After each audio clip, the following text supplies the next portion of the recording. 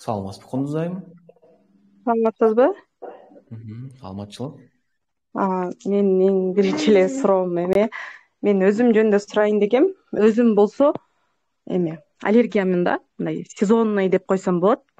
Чаңпанга, мисалы үчүн арбуз жесем, клубника, малина жесем аллергиям бар да. Чүчкүрүп прям 10 жолго чейин чүчкүрмөйүнчө таңдайым кычышып, мурдум кычышып уже болбой калам да. Анан андай биздин семьяда папам да бар болчу, анан папамдан ошо 3 баласына анан мен төртөөбүзгө тең кеткен да. Эми мындай диета деле кармабайбыз эч кимибиз. Арбузду деле жей беребиз сезондо эми. Анан эми башым дагы мындай могу бир каптал ушинтип ооруйт да. Болупчу. Өзүм негизи давлениям менен 90-60 менен жүрөм да. Анан ошо чүчкүрүп атып башыма күч келип, ошо башым ооруйбу, ошону чо-то билбей атам да. Кандай анализ тапшырышым керек, ошо аллергияга канча жылдан бери аллергия болуп келебиз баарыбыз теңчи. Анан ошо мамамда эле жок биздин үйдө аллергетиктерден. Эми Кундуз айым, сиздин сурооңузга жооп берип кетейин. Сиздин негизги сурооңуз негизи эле ушул аллергияны кантип көзөмөл кылса болот, эмне кылып жашаш керек, бул кандай, же өмүрүбүз өткөнчө ушинтип жүрө беребизби деген негизги суроо ошол жакта болуп атат. Анан экинчиңиз, ушул баш ооруу аллергия менен байланышы барбы же жокпу, же бул өзүнчө оорубу деген сизде суроо болуп атат. Эми мен сиздин ушул суроолоруңузга жооп берип кетейин Кундуз айым. Биринчиден, бул аллергия деген эмне деген суроого жооп берейин. Аллергия деген бул аутоиммундуу оору да. Биздин организмибизде иммунитет клеткалары болот Кундуз айым. Ошол иммунитет клеткалары сизде, сиздин атаңызда, бир туугандарыңызда башкачараак иштейт да, башка адамдарга карагандачы. Мындайча айтканда, мисалы бардык адам баласы биз сырткы чөйрөлөргө, чаңга жана башка нерселерге мисалы таасир дуушар болобуз. Анан аллергиясы жок адамдар ал нерселерди мындай жөн эле өткөрөт да. А бирок аллергиясы бар адамдарда бул эмне болот? Бул процесс баягы тучный клеткалар өзгөчө бөлүнүп чыгып, иммунитет башкача жооп берип баштайт да. Агрессивный жооп берет да сырткы чөйрөгөчү. Кичине эле чаң кирип калса же арбуздун эле кирип калса турган болсо жанагынтип чүчкүрүп, бышкырып, көз ачышып, кычышып, көздөн жаш агып, жөнөкөй тил менен айтканда ушундай. Мындайча айтканда, сиздердин иммунитет клеткаларыңыздар сырткы чөйрөдөгү аллергендерге башкача таасир берет да, көрдүңүздөрбү? Мындай сезимталдуулугу жогору деп койсок болот да, көрдүңүздөрбү? Эми ушул жерден мындай вывод чыгат да. Сизде суроо туулат. Эми доктор, менин организмимдеги ошол иммунитет клеткаларым, ошол сырткы чөйрөгө таасир эткен антителаларым башка адамдардыкындай нормалдуу түрдө иштеш үчүн эмне кылыш керек деген суроо сизде туулат. Бул жерде эң биринчи негизги кандай гана аллергия болбосун, кандай гана ушул аллергияга тиешелүү көйгөйлөр болбосун, биринчи жасай турган кадам бул аллергенден сактануу болуп эсептелет. Ошол сизге таасир бере турган аллергенден сактануу бул эң негизги этап болуп эсептелет. Андан кийинки экинчи этап. Эми сиздин ошол баягы тучный клеткаларыңыз, сиздин ошентип организмиңизден бөлүнүп чыккан антителалар эмне себептен мисалы өтө активдүү түрдө иштеп кетти? Мисалы сиз айтып атасыз, аллергия канча жыл болду дедиңиз башталганына? Сизде именно? Мен школдо окуп жүргөндөн бери да Мына көрдүңүзбү? Неге именно ошол школдо окуп жүргөнүңүздөн баштап башталды деген вопрос да. Кандай факторлор бул нерсеге таасир этти? Канча жылдан бери таасир этти? Ошол башталган учурдан баштап азыркыга чейинки өткөн симптомдордун оорчулугу кандай? Жылдан жылга хуже болуп баратабы? Же тескерисинче жылдан жылга айыгып баратасызбы? Же эч айырмасы жок болуп баратабы? Көрдүңүзбү? Бул нерселер уже суроо туудурат да. Анан дагы эң негизги фактор, үчүнчү нерсе, ошол жылдан жыл өткөн сайын баягы сиздин организмиңиз мурда мисалы только чаңга эле чүчкүрүп бышкырсаңыз, азыр мисалы дарбыз жегенде бышкырып баштадыңыз, кулпунай жегенде, ушинтип убакыт өткөн сайын сырткы факторлорго аябай эле чувствительный болуп баратабы деген суроо да, көрдүңүзбү? Анан көптөгөн изилдөөлөр бар, клиникалык изилдөөлөр. Ушинтип адамдардын сырткы аллергендерге сезимтал болуп калуусуна эмне себептер болот дегенде окумуштуулар изилдөө кылышкан да. Албетте аллерген себеп болот. Андан тышкары фолиевая кислота деген биздин организмибизде зат бар, витамин. Ошол витаминдин жетишсиздиги дагы аллергия менен жабыркагандарда өтө оор симптомдорду чакыра турганын далилдеген да. Себеби дегенде иммунитет клеткаларынын пайда болуусунда, антителалардын идеалдуу иштөөсүндө, тучный клеткалардын идеалдуу иштөөсүндө фолиевая кислотанын витамин B9-дун орду өтө чоң, витамин Д'нын орду өтө чоң деген изилдөөлөр жүргүзүлгөн. Анан ал изилдөөлөрдү көрүп мен да өзүмдүн практикамда окуп калдым. Ошол изилдөөнү окуп калгандан кийин сиздей болуп бир катталуучум жазылды, көзөмөлгө жазылып, 6 айлык көзөмөлгө. Анан эң кызыгы бир эле эмес, бир 4 аллергия менен кайрылган катталуучумдун бардыгында фолиевая кислотанын өтө критикалык деңгээлде жетишсиздигин аныктадым да. Ошол нерсенин негизинде мен вывод кылып койдум. Аллергия менен жабыркаган адамдардын көпчүлүгүндө фолиевая кислотанын жетишсиздиги кездешет экен, и витаминдин жетишсиздиги. Анан тиги катталуучум, ал эркек киши болчу. Ошентип леченияны баштадык. Леченияны баштап, фолиевая кислотанын дозасын индивидуалдуу түрдө анализтерге карап аныктап, витаминдин аныктап, кышы бою лечения кылдым. Анан ал былтыр жазында баштаган болчу. Алын айтуусу боюнча аллергиянын симптомдору мындай: мурда дейт, 10-бальный шкала менен караганда дейт, 8 балга чейин, 9 балга чейин болчу дейт да, оорчулугучу. Азыр дейт, бул көрсөткүчтөр нормага алып келгенден кийин 1-2 эле балдай болуп калды дейт да, мындай. Адам жөн эле чүчкүрүп, бышкырып эле кетип калабыз, как обычно. Мына ошондой форматта мен өзүм даже байкабай калдым дейт да. Асид терапия кылган жок, эчтеке кылган жок. Болгон жана көрсөткүчтөр нормада кармады да. Көрдүңүзбү? Эмези дейт, аллергенден деле сактанган жокмун дейт. Бардык эле кылып келип аткан нерсеми кылып аттым дейт. Бардык эле жасап аткан нерсеми жасап аттым дейт. Анан ошентип ал катталуучум быйыл дагы жаз камал учурда тоже текшерип коеюн деп туруп, дагы текшерилип, дагы мисалы ичти жана препараттарды. И быйыл уже былтыркыга караганда дагы шкала азыраак дейт да, чувствительность дейт.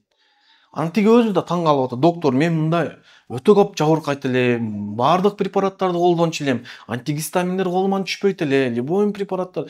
Бирок эмнегедир ушул жөн эле 2 показательди нормага келтирдим эле. Менде мындай болоруна мен вообще мындай ойлободум эле деп ал таң калып атат да, көрдүңүзбү? Мындай фактор эмес, көпчүлүк аллергия менен ооругандарда ушул нерсе кездешип атат да, көрдүңүзбү?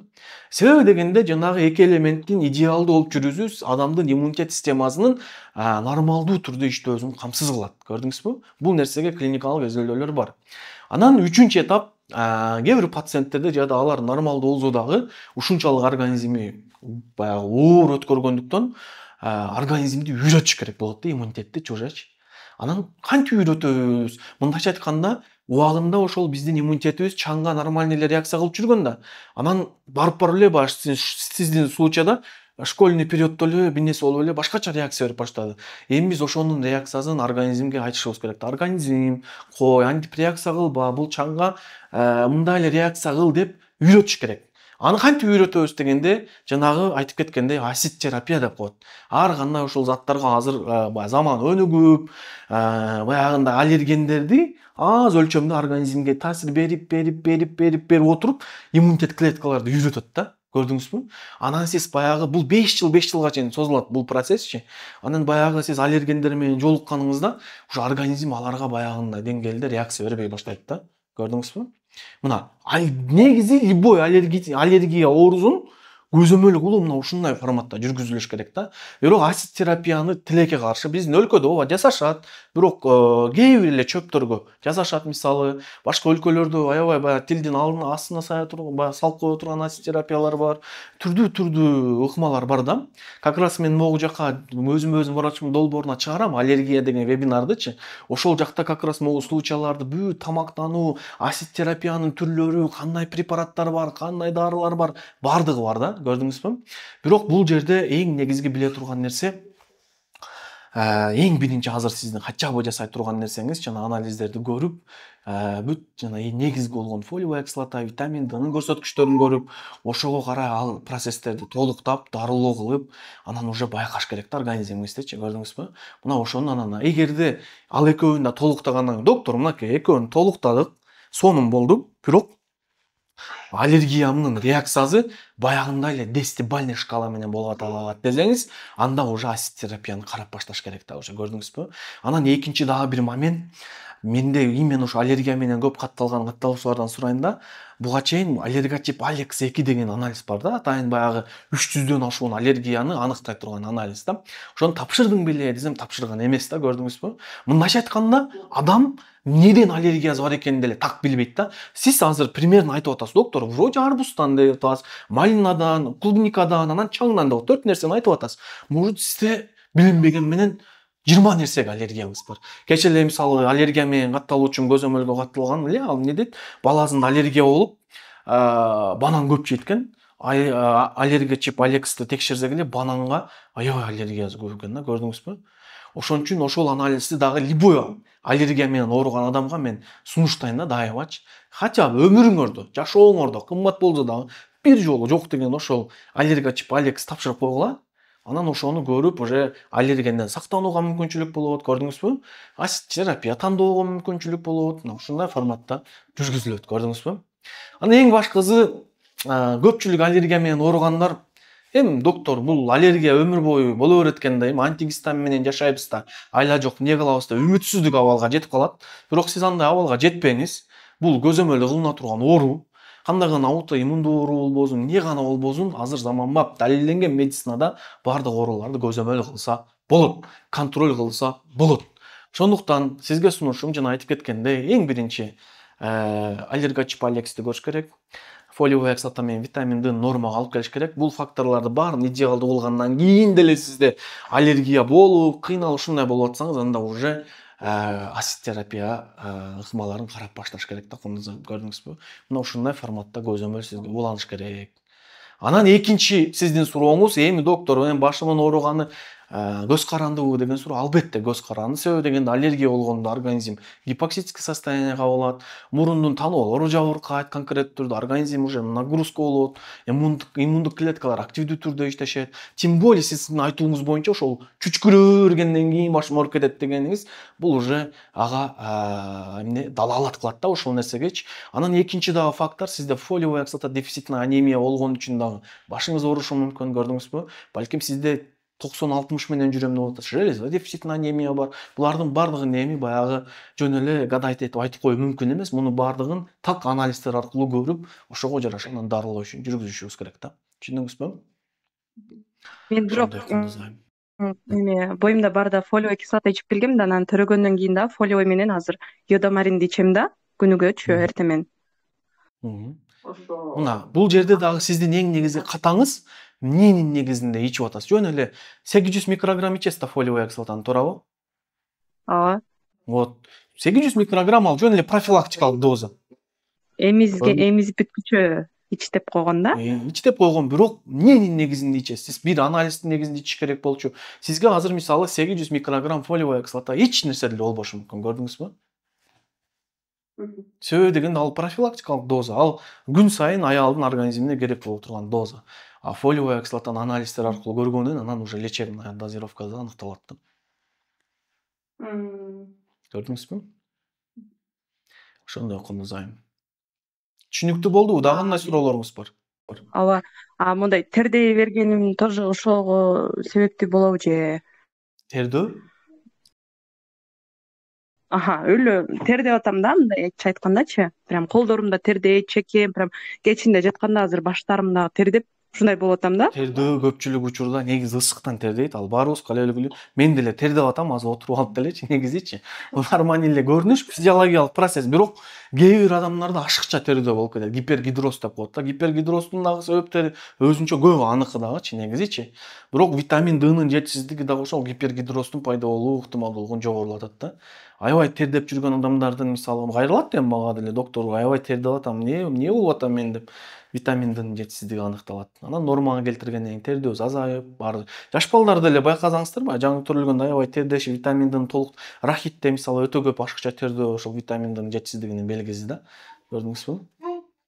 Анан бул жерде эми негизи жай ысык, үйлөр ысык болуп атканда тердеген, бул нормальный эле көрүнүш. Бирок эми өтө эле ашыкча болуп баштарыңыз, алакандарыңыз, тамандарыңыз баардык жак тердеп эле башкача болуп атса, анда албетте бул изилдөө керек. Бул тердөө дагы өзүнчө баягындай клиникалык симптом да. Бул да уже кайсы бир состояниядан кабар берет.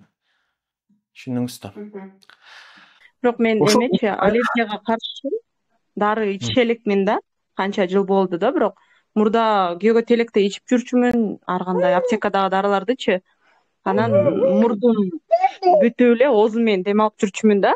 Анан ошо бир сиздин видеоңуз бар, ошо эме мурдунун иммунитетин көтөрүп, атайын мурун менен дем алыш керек, оозду жаап депчи. Анан бир 2 жылдан бери ошо атайын мурдум бүтүп атса дагы кыйнап дем алам да мурдум мененчи. Азыр Кудайга шүгүр, бирок мурдум менен бүтөлбөй калды, жакшы мурдум менен дем алып атам да. Кээде эртең менен турганда бүтөлүп калат мурдумчу, ошо аллергияданчы. Значит, 2 жылдан бери жөн эле мурду менен дем алуу менен эч кандай антигистамин колдонбой калыпсыздар ошондо, Мен ошо 2020-жылдан бери почти дары ичелекмин, антигистаминычы. Эми антигистамин ал убактылуу дем, аларды баягы ичсең деле ичпесең деле өткөрөт, кичине жеңилдетет башка. Бирок ал деле эми негизги маселени чечпейт да бул жерде. Бирок сизде мурду менен дем алып жүрүү, бул ошол практиканы практиковать эткениңиз бул эң жакшы көрсөткүч негизи. Эми себеби дегенде мурду менен дем алганда уже организм башкача деңгээлде кислородду алат, ооз менен дем алганга карагандачы. Бирок жанагынтип бүтүп калып аткан учурда суу менен чайкап, аквамаристен тамызып, ошол деле микрофлорасын жакшыртканга өзүнүн таасирин тийгизет. Бирок башка дагы факторлор аябай чоң таасир этет. Мисалы сиздин организмиңиздеги анемия барбы, жокпу, витаминдердин жетишсиздиги, в целом организмиңиздин состояниясы, тем более азыр эмизип жаткан учурдагы абал, психологиялык факторлор, стресстин уровени, бүт ушул нерселер дагы баардыгы таасир этет да. Ошон үчүн сизге сунушум бир сыйра баарын көрүп, анализтерди так көрүп, ошого жарашанан иш кылып койсоңуз жакшы болот өзүңүзгөчү. Ошондо Д витамин менен фолий В, гемоглобин текшертишим керек экен анда, Баардыгын терең текшерип көрүп, анан ошого жараша дарылоо ишин жүргүзүш керек да сизге. Все, анда Кундуз айым, айыгып кеттиңиз, оорубаңыз, анда эмесе кийинки катталуучуга сөз бере берели. Макул.